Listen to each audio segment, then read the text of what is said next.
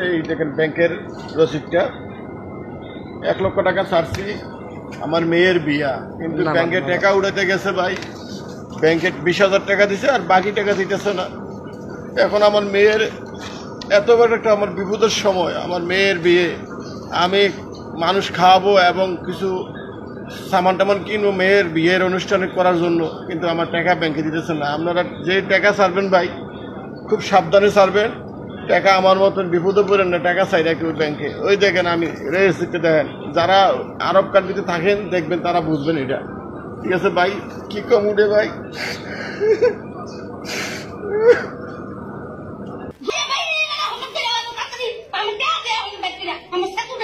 I'm